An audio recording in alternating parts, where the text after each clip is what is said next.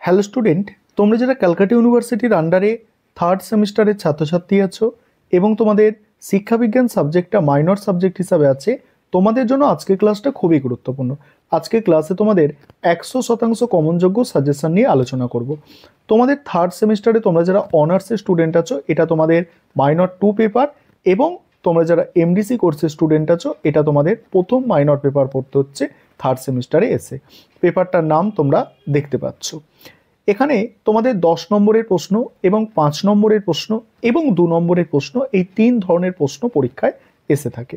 এখানে 10 নম্বরের প্রশ্ন দেখে নাও। ইউনিট অনুযায়ী সাজেশন তোমাদের তৈরি করা হয়েছে এবং এখানে যা সাজেশন দেওয়া হয়েছে এর মধ্যে থেকে তোমরা 100% নিশ্চিত কমন পাবে এবং প্রশ্নের সংখ্যা খুব কম।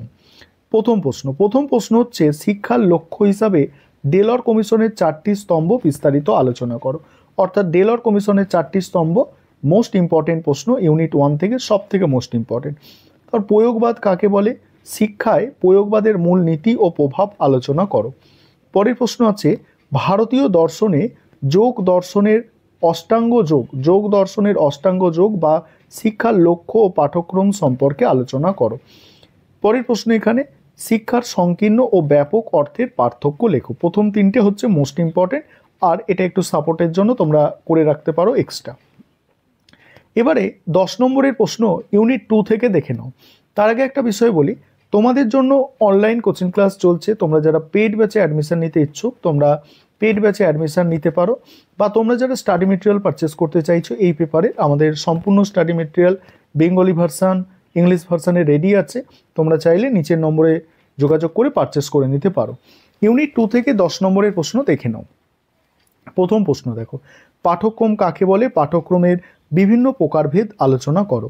পরের প্রশ্ন আছে, শিশুর বিকাশে বংশগতি ও পরিবেশের প্রভাব সম্পর্কে বিস্তারিত আলোচনা করো।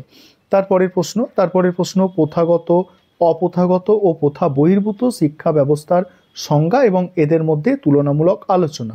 নেক্সট আছে, একজন আদর্শ শিক্ষকের গুণাবলী ও দায়িত্ব আলোচনা করো।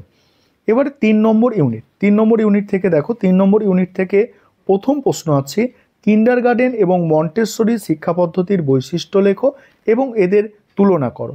দ্বিতীয় আছে দেখো, প্রকল্প পদ্ধতি কি? এই পদ্ধতির বিভিন্ন স্তর এবং সুবিধা অসুবিধা আলোচনা করো। 3 নম্বর আছে দেখো, সহ পাঠ্যক্রমিক কার্যাবলী কাকে বলে? শিক্ষার্থীর সর্বাঙ্গীন বিকাশে সহ পাঠ্যক্রমিক কার্যাবলীর ভূমিকা আলোচনা করো।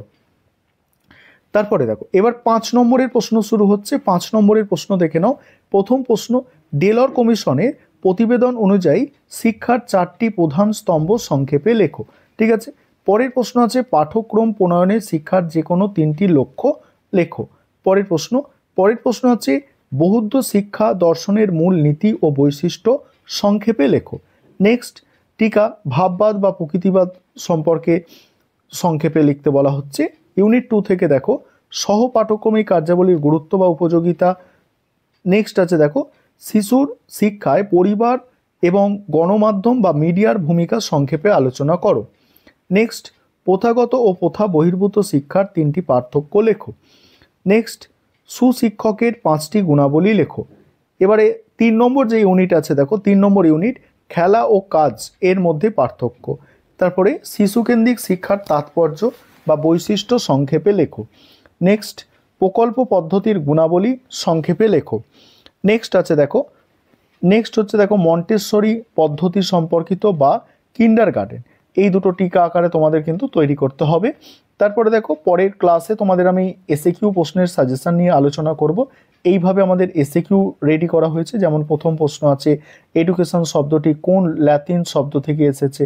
অ্যান্সার দেখতে পাচ্ছ। তারপরে এডুকেয়ার শব্দটির অর্থ কি? এটা বিগত বছরের প্রশ্ন, লেখাই আছে ব্র্যাকেটে।